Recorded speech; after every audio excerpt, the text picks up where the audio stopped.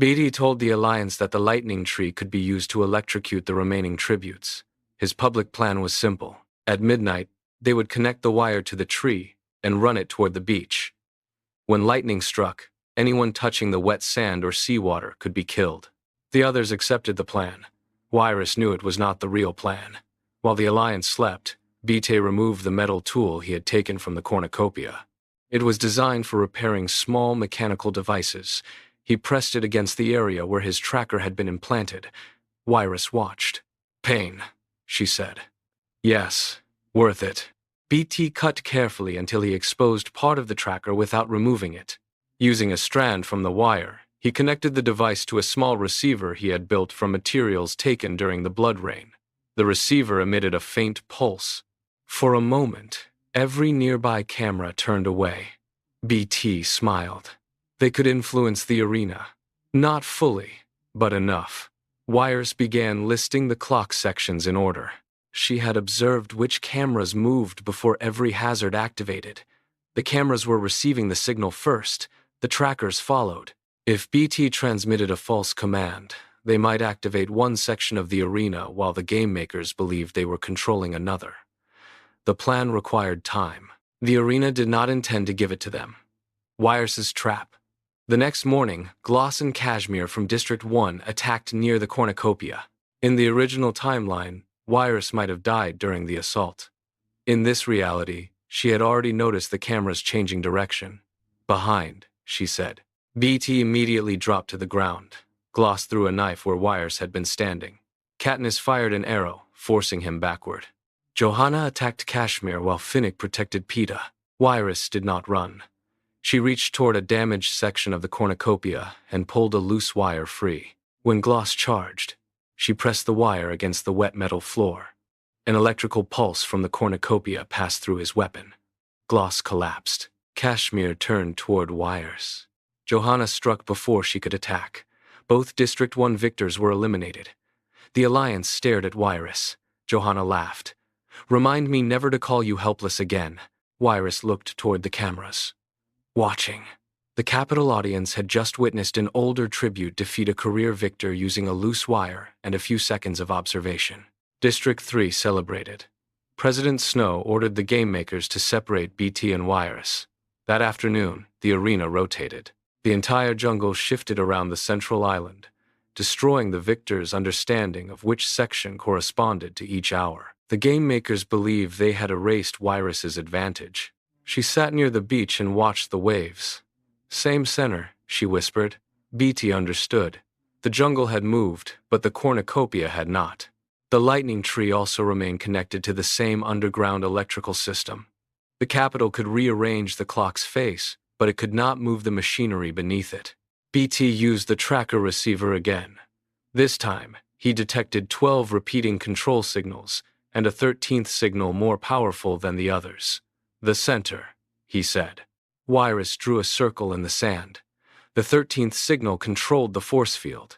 If they could reach it, they could do more than manipulate the hazards. They could open the arena.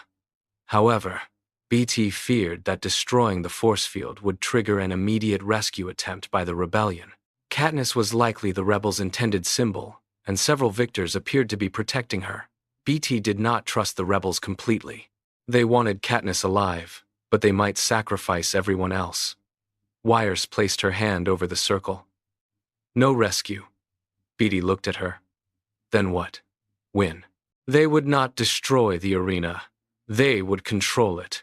Brutus and Enobaria attacked during the evening. Blight died after entering an active arena section, and Mags had already sacrificed herself during the poisonous fog. Johanna wanted to hunt the remaining careers immediately. Finnick believed they should wait for the lightning plan. Katniss remained suspicious of everyone. Beetee attempted to keep the group united, but the Capitol activated recorded screams of their loved ones within the jungle. The cries caused panic and confusion. Wiress recognized that the sounds were artificial. She covered Beetee's tracker with her hand. "Coming through us." The trackers were transmitting sound directly through vibration and bone. Beetee increased the receiver's strength. The screams stopped. Every tribute in the Alliance turned toward him. "What did you do?" Katniss asked. "I closed one of their doors." Katniss raised her bow. How many doors are there? Enough to change the games. Beetee finally revealed part of the plan. He explained that the trackers communicated with the arena and that the force field could possibly be accessed through the central control signal. Johanna wanted to destroy it. Finnick agreed. Katniss asked whether the rebels outside the arena knew. Beetee did not answer. Peeta looked toward the cameras. They know now. The capital had heard everything. Cannons fired in the distance, even though no tribute had died. The arena lights turned red. A voice announced that unauthorized interference with capital technology would result in immediate punishment. Wiress smiled. They are afraid. The Gamemakers activated every section of the clock simultaneously. Lightning flashed across the sky. Poisonous fog entered the jungle, waves struck the beach, and mutations emerged from the trees. The remaining victors ran toward the cornucopia. Beetee carried the wire while Wiress directed them around the hazards. She had memorized the brief pauses between each section's activation. Katniss used arrows to slow the mutations. Finnick defended the group with his trident, while Johanna cut through vines and branches blocking their path. Brutus and Enobaria also reached the cornucopia. The victors began fighting beneath the red arena lights. Brutus attacked Peeta. Katniss fired an arrow, but the rotating force field redirected it. Wiress noticed the pattern. 3 turns, she called. Katniss waited. The force field rotated once, twice. On the 3rd turn, she fired. The arrow passed through an opening and struck Brutus's weapon, knocking it from his hands. Peeta pushed Brutus into the path of an approaching mutation. Enobaria attacked Wiress. Beetee wrapped the wire around Enobaria's arm and sent a false signal through her tracker, shocking her to death. Beetee had turned that punishment against one of its favored victors. Only the Alliance remained.